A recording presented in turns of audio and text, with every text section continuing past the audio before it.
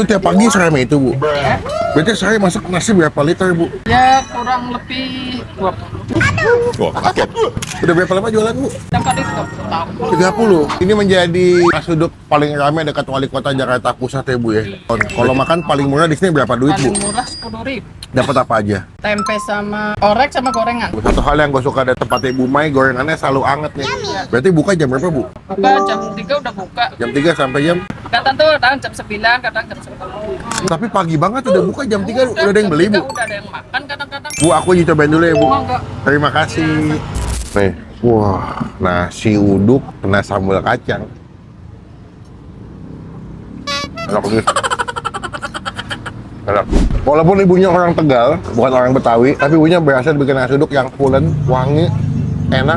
Ibaratnya ini kayak kalau gue pernah bilang, nasi uduk enak itu adalah makan bumbu kacang, pakai nasi uduknya itu udah enak. Nah, itu nasi uduk the best tuh. Tempe masih anget.